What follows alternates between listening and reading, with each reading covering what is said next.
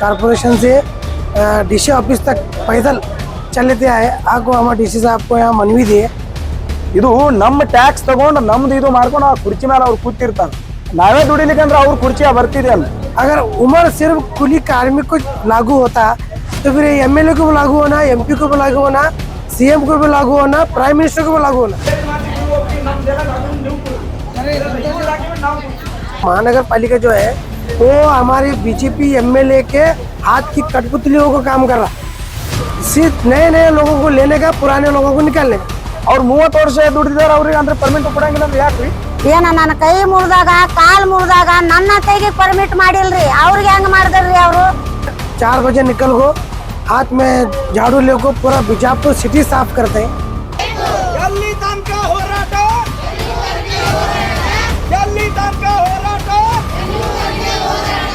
ಅಲ್ಲಿ ತಂದ ಹೊರಗ ತಂದ ಕಸ ಹುಡ್ಗಾಕ್ ಹಾಕ್ಯಾರ್ರಿ, ಕೈಯಾಗ ರಾಡ್ ಇಟ್ಕೊಂಡು ಕಸ ಹುಡುಕ್ತೀನ್ರಿ ನಾ।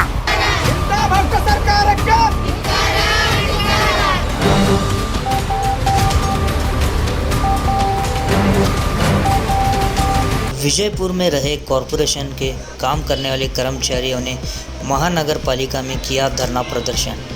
इन कर्मचारियों का कहना है कि ये 30 और 40 साल से काम कर रहे हैं और इनको अब तक परमिट नहीं किया गया, और इनका महानगर पालिका पर आरोप है कि नए आए 1 साल या 2 साल वालों को परमानेंट किया गया है पैसा लेके। इसी के चलते जय जवान जय किसान कर्नाटक राज्य अध्यक्ष मोतीराम चौहान और उपाध्यक्ष यूसुफ जमादार के नेतृत्व में इन सभी कर्मचारियों के साथ महानगर पालिका से पैदल होते हुए डीसी ऑफिस पहुंचकर डीसी को मनवी पत्र दिया गया।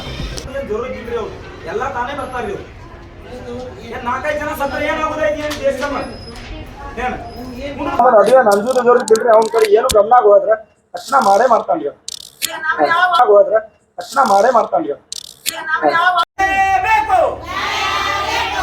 ಎಲ್ಲಿ ತನಕ ಹೋರಾಟ, ಎಲ್ಲಿ ತನಕ ಹೋರಾಟ, ಎಲ್ಲಿ ತನಕ ಹೋರಾಟ, ಎಲ್ಲಿ ತನಕ ಹೋರಾಟ, ಬೇಕೇ ಬೇಕು, ಬೇಕೇ ಬೇಕು, ಇಂಥ ಭ್ರಷ್ಟ ಸರ್ಕಾರಕ್ಕೆ, ಕೂಲಿ ಕಾರ್ಮಿಕರಿಗೆ ಅನ್ಯಾಯ ಮಾಡು ಸರ್ಕಾರಕ್ಕೆ ಹಾಕಿಸ್ತೀವಿ। ಇದಕ್ಕೆ ಸರ್ಕಾರ ಪದೇ ಪದೇ ನಿಮ್ ಮೇಲೆ ಅನ್ಯಾಯ ಮಾಡ್ತಾ ಇದೆ, ಅದಕ್ಕೆ ಸರ್ಕಾರ ಎಚ್ಚರಿಕೆ ಮುಟ್ಟಿಸ್ಬೇಕಂದ್ರೆ, ಸರ್ಕಾರ ಕಣ್ಣು ತೆರಿಬೇಕಂದ್ರೆ ನಾವು ಯಾವ್ದು ಮೀಡಿಯಾ ಮುಖಾಂತರ ಹೋಗ್ಬೇಕಲ್ಲಿ, ಪತ್ರ ಮುಖಾಂತರ ಹೋಗ್ಬೇಕು, ಬಾಯಿ ಮಾತ್ಲೆ ಏನು ಮಾಡಂಗಿಲ್ಲ। ಈಗ ಅದು ಏನಾಗ್ಬಿಡ್ತಾವ್ರಿ, ಸಂಘಟನೆ ಇದ್ರ ರಿಜಿಸ್ಟರ್ ಸಂಘಟನೆ, ನಮ್ದು ರಿಜಿಸ್ಟರ್ ಸಂಘಟನೆ ಇರ್ತಾವ, ಆ ಸಂಘಟನೆ ವತಿಯಿಂದ ನಾವೇನ್ ಮಾಡ್ತೀವಿ, ನಮ್ ಲೆಟರ್ ಕೊಡ್ತೀವಿ ಅವ್ರಿಗೆ, ಈಗ ನಿಮ್ ಬಗ್ಗೆ ನಾ ಎಲ್ಲ ಈಗ ಅಲೋವಿನ ದವಾಖಾನೆ ಬಗ್ಗೆ ಕೊಟ್ಟಿವಿ, ಮೊನ್ನೆ ಸರ್ಕಾರಿ ದವಾಖಾನೆ ಬಗ್ಗೆ ಕೊಟ್ಟಿವಿ, ಏನು ಇದ್ರೆ ನಾವು ಬರೀ ಇದೇ ಜಗಳ ನಡೆದಾವ। ಮೊನ್ನೆ ರೈಲ್ವೆ ಡಿಪಾರ್ಟ್ಮೆಂಟ್ ಅವ್ರಿಗೆ ಹಿಂಗೆ ಮಾಡಿ ಅಲ್ಲಿ ಬಿ ದೇಶ ರೈಲ್ವೆ ಮುಂದೆ ಅಡ್ಡ ಮಕ್ಕಳಿಗೆ ನ್ಯಾಯ ಕೊಡ್ತೀವಿ। ಇದು ಕಸ ಹುಡುಗರು ಕೂಲಿ ಕಾರ್ಮಿಕರಿಗೆ ಈ ರೀತಿ ಅನ್ಯಾಯ ಆಗ್ತಾವ ಅಂದ್ರೆ ಏನ್ ನೀವೇನ್ ದೊಡ್ಡ ಪಗಾರದವ್ರು ಇಲ್ಲ, ದೊಡ್ಡ ಅಮೌಂಟ್ದವ್ರು ಇಲ್ಲ, ನಿಮ್ ಹುಡುಗರು ಸಾಲಿ ಫೀಸ್ ಓದ್ಬೇಕಂದ್ರೆ ಕಷ್ಟ ಐತಿ ಪರಿಸ್ಥಿತಿ ಒಳಗೆ ನಿಮ್ಗೆ।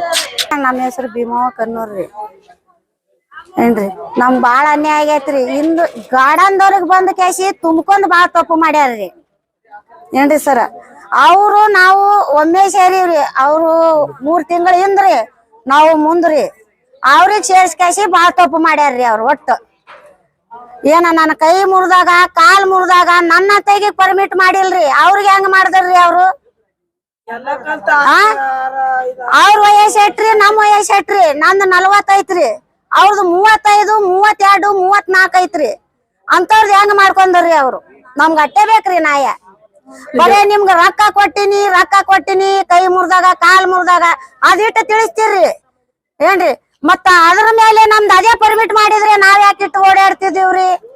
PAP ಸರಿ ಆಗಿದಿಲ್ರಿ, ಇಂತ ಕಾಲ ಕೈ ಇಟ್ಕೊಂಡ್ ಮುರಿದಿದ್ ಕಾಲ ಕೈ ಇಟ್ಕೊಂಡ್ ಬೆನ್ನ ಹತ್ತಿ ಕೇಸಿ PAP ಸರಿ ಮಾಡ್ಕೊಂಡೇನ್ರಿ। AC ಕಾರ್ಡ್ ಮಾಡಿದ್ರಿ ಆಯ್ತದ್ರಿ, ನಮ್ದು ಏನು ಆಗಲ್ರಿ। ಏನ್ ಮಾಡ್ತೀರಿ ನೀವು? ನಾವು ಡಿಪೋದಾಗ ಮಾಡ್ತಿದೀವ್ರಿ, ಎರೆಹುಳ ಗೊಬ್ಬರ ಮಾಡ್ತಿದೀವ್ರಿ ನಾವು। ಅಲ್ಲಿ ತಂದ ಹೊರಗ ತಂದ ಕಸ ಹುಡ್ಗಾಕ್ ಹಾಕ್ಯಾರ್ರಿ, ಕೈಯಾಗ ರಾಡ್ ಇಟ್ಕೊಂಡು ಕಸ ಹುಡುಕ್ತೀನ್ರಿ ನಾ, ಓಣಿ। ಈಗ ಬೇಡಿಕೆ ಏನದ ನಿಮ್? ನಮ್ದು ಬೇಡಿಕೆ ಗಾರ್ಡನ್ ಅವ್ರದ್ದು ನಿಂದ್ರಸ್ಬೇಕ್ರಿ, ಒಟ್ಟು ಏನು ಗಾರ್ಡನ್ ಅವ್ರದ್ದು ಒಟ್ಟು ನಿಂದ್ರಬೇಕ್ರಿ, ಅದು ಅವ್ರ ಕೂಡ ಇಲ್ಲಂದ್ರೆ ನಮ್ದು ಮಾಡ್ಬೇಕ್ರಿ, ಅಟ್ಟೆ ಐತ್ರಿ ಇದ್ರಾಗ. ಇವತ್ತೇನ್ ಮಾಡ್ತಾ ಇದ್ರಿ ನೀವು? ಇವತ್ತ ನಾವು ಟ್ರಾಯ್ ತೆಗ್ದೇವ್ರಿ. ಮಹಾನಗರ ಪಾಲಿಕೆದಲ್ಲಿ ಕೂತಿದ್ರ ನೀವು? ಹಾ, ಮಹಾನಗರ ಪಾಲಿಕೆದಾಗೆ ಕೂತಿದೀವ್ರಿ. ಈಗ DC ಅವ್ರು ಬಂದಿದ್ ಏನ್ ಹೇಳಿದ್ರು? ಡಿಸಿ ಅವ್ರ ಏನ್ ಹತ್ತಾರಿ, ಎಲ್ಲಾ ಸರಿ ಮಾಡ್ತೀನಿ ಹೋಗ್ರಿ ಅಮ್ಮತ್ತಾರ್ರಿ. ಅವ್ರು ಕಮಿಷನರ್ ಬರ್ತಾರ್ರಿ, ಸರಿ ಮಾಡ್ತೀನಿ ಹೋಗತ್ತಾರ್ರಿ. ಮನೆ ಇದು ನಿಮ್ ಕೂಡ ಈಗ ರೈತ ಸಂಘ ಅವ್ರು ಬಂದಾರ, ಅವ್ರು ನಿಮ್ಗೆ ಏನ್ ಬೆಂಬಲ ಕೊಡಾಕತ್ತಾರ? ಹೌದ್ರಿ. ಆಯ್ತು, ತಮ್ಮ ಹೆಸರು ಹೇಳ್ರಿ? ಭೀಮಾ ಲಕ್ಷ್ಮಣ कन्नूर। नमस्कार जी, अस्सलाम वालेकुम।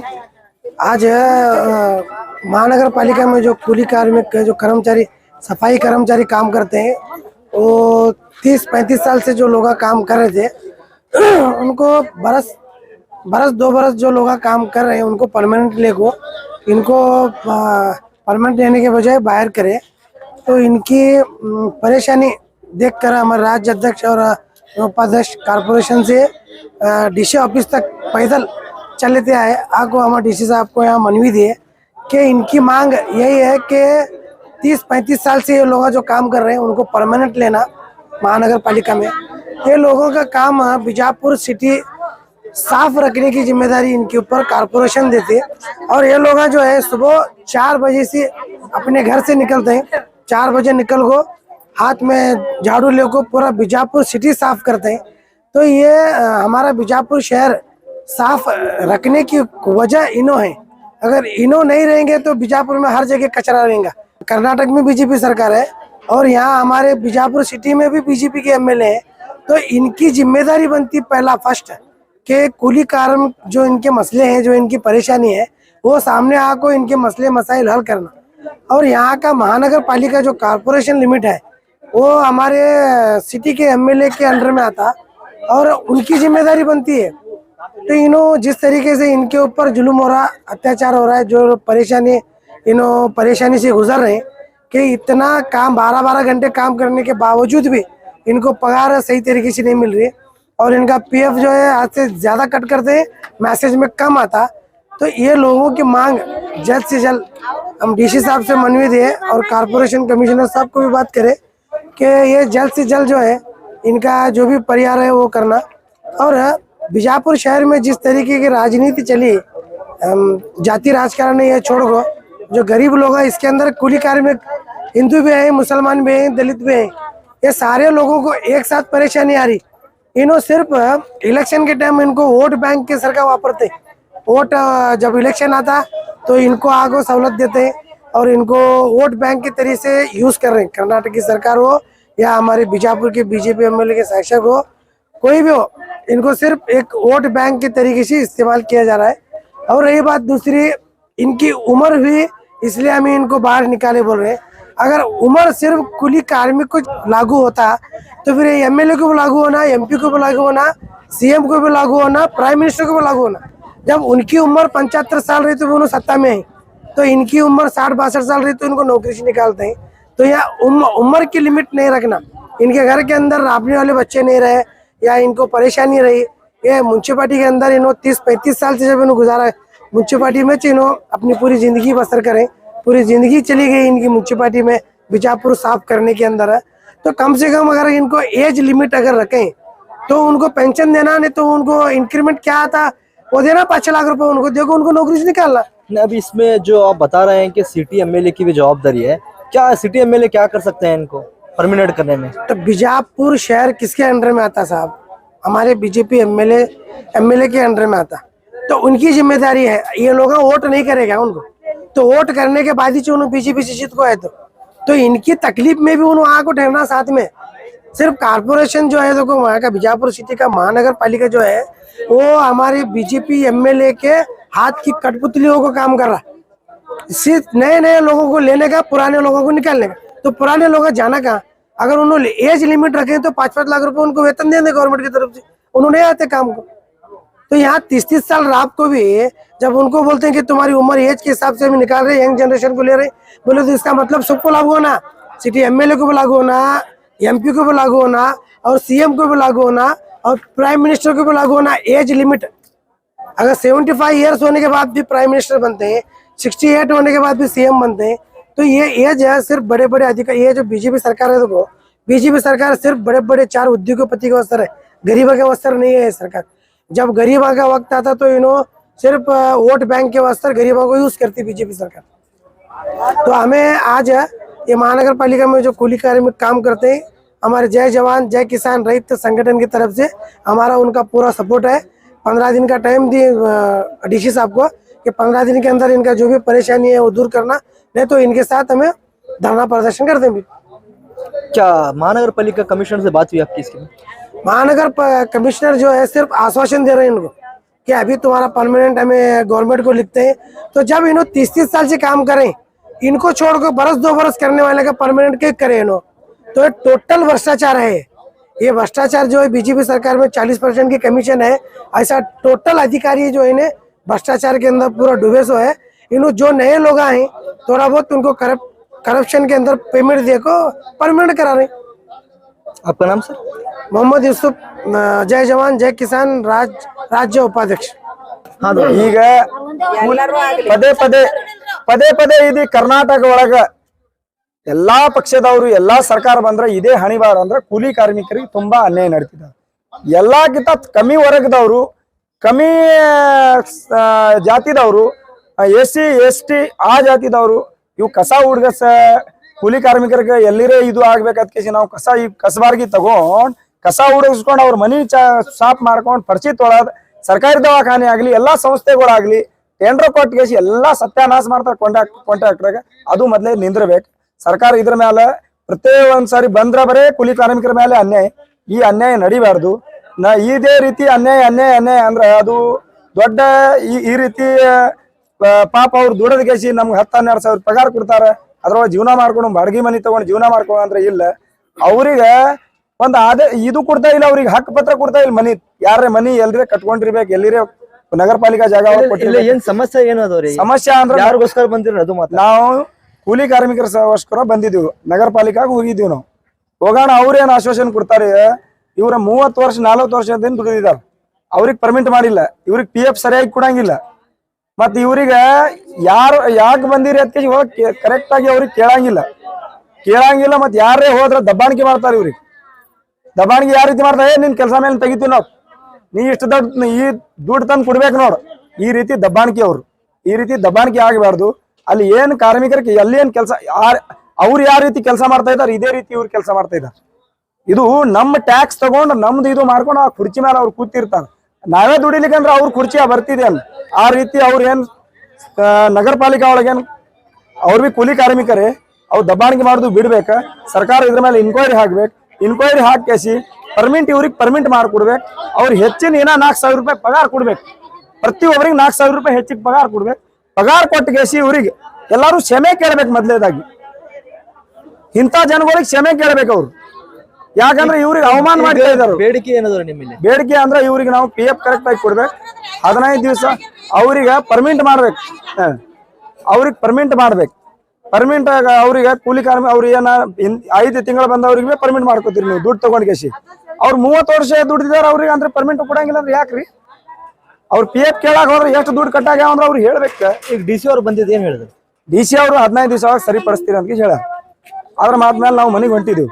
ಸರಿಯಾಗಿ ಪಡಿಸ್ಲಿಕ್ಕಂದ್ರೆ ಇದೇ ಕಸಬಾರ್ಗಿ ಸರ್ಕಾರ ತೇಲಿ ಮೇಲೆ ಹೊಡಿತೀನಿ ಹೋಗಿ। ತಮ್ಮ ಹೆಸರು ಹೇಳ್ರಿ? ನನ್ನ ಹೆಸರು ಜೈ ಜವಾನ್ ಜೈ ಕಿಸಾನ್ ಮೋತಿರಾಮ್ ರಾಜ್ಯಾಧ್ಯಕ್ಷ।